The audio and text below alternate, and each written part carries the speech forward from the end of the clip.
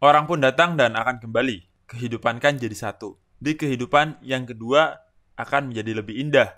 Siapakah yang dapat melaksanakan? Sekarang berusaha mewujudkannya.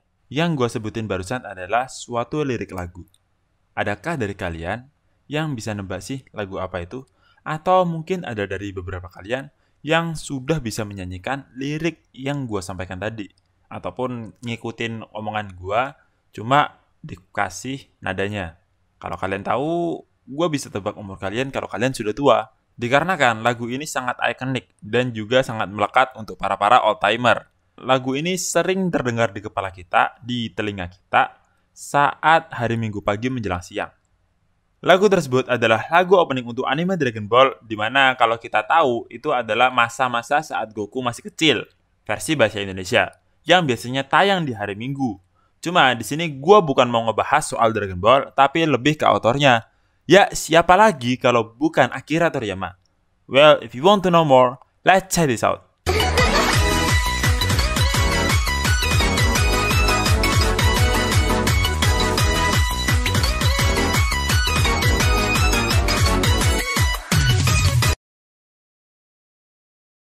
Akira Toriyama merupakan mangaka asli Jepang yang dikenal dengan karyanya yang fenomenal, yaitu Dragon Ball. Dalam perjalanan hidupnya, manga Dragon Ball bukanlah manga pertama yang dibuat oleh Toriyama Sensei.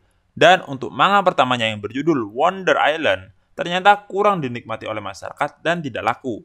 Akan tetapi, Toriyama Sensei tidak berhenti menggambar dan terus membuat manga. Hingga suatu hari, manganya yang berjudul Dr. Slump dapat sukses dan terjual sebanyak 35 juta kopi. Berkat manga tersebut, ia mendapatkan penghargaan Shogakukan Manga Award pada tahun 1981. Kesuksesan Toriyama Sensei berlanjut dengan ia menciptakan suatu manga fenomenal yang berjudul Dragon Ball, yang diterbitkan pada tahun 1984 dan berakhir pada tahun 1995. Dalam menciptakan Dragon Ball, Toriyama Sensei terinspirasi dari cerita klasik Cina, yaitu Sun Gokong yang mencari kitab suci ke barat bersama dengan pendeta Xuanzang. Di mana jika di Dragon Ball, Gokong menjadi Goku dan untuk Xuanzang digambarkan sebagai Bulma. Serta untuk kitabnya tadi adalah Dragon Ball itu sendiri.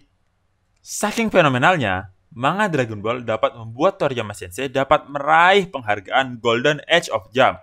Nah, kesuksesan Dragon Ball ini dapat kita lihat dari banyaknya adaptasi yang ada, mulai dari anime, film, dan juga game. Dan saat ini, Toriyama Sensei merupakan mangaka terkaya ketiga setelah Aoyama Gosho dan juga Eiichiro Oda, di mana kekayaan Toriyama Sensei mencapai 45 juta USD hingga 50 juta USD, atau sekitar 635,9 miliar hingga 706,5 miliar. Hanya saja kekayaan Toriyama Sensei tersebut tidaklah murni ia dapatkan hanya dari Dragon Ball saja, akan tetapi juga dari hal lain, seperti hak karya dia untuk desain karakter dalam game Dragon Quest. Nah, kalau gue pengen ngasih julukan ke Toriyama Sensei, gue pengen ngasih julukan Bapak Mangaka. Ya, ini versi gue aja sih. Dan alasan gue tersebut karena mangaka untuk manga populer seperti The Big Three, yaitu Naruto, One Piece, dan juga Bleach, terinspirasi dari sosok Toriyama Sensei. Nah, jadi kalau kalian lihat ilustrasi kayak gini nih, ilustrasi ini sangatlah relate jika kita melihat mangaka The Big Three yang terinspirasi oleh Toriyama Sensei. Selain mangaka The Big Three, ada juga mangaka lain yang terinspirasi oleh Toriyama Sensei. Mereka adalah Yoshihiro Togashi untuk manga Hunter x Hunter, kemudian ada One, yaitu selaku autor dari One Punch Man, dan juga Kohei Horikoshi untuk manga My Hero Academia. Inspirasi Toriyama Sensei dapat kita lihat dari karya-karya mereka seperti alur cerita, gaya dalam menyajikan komedi, serta karakteristik villain dalam manga mereka. Saat ini, Akira Toriyama sudah berumur 67 tahun dan masih aktif dalam dunia manga dengan menulis manga Dragon Ball Super. Sedangkan untuk yang menggambar adalah orang yang bernama Toyotaro. Jadi jangan ada anggapan kalau autor dari Dragon Ball sudah wafat ya. Dan terakhir, ini adalah suatu pesan yang pernah dikatakan oleh Toriyama Sensei, di mana ia mengatakan, peran manga saya adalah untuk menjadi karya hiburan terus dan terus. Saya berani bilang, saya tidak peduli bahkan jika karya saya telah dilupakan, selama mereka telah menghibur membaca mereka.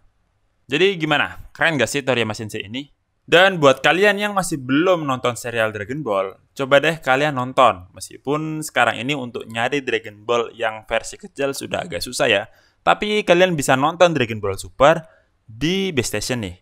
Nah, tadi itu adalah penjelasan singkat gua mengenai mangaka Dragon Ball, yaitu Akira Toriyama. Buat kalian yang ada ide, Bang kira-kira bahas ini dong. Kalian bisa aja tulis di kolom komentar, biar gua bahas di minggu kedepannya. And hai, baguna video mite korete arigato. Jamatane.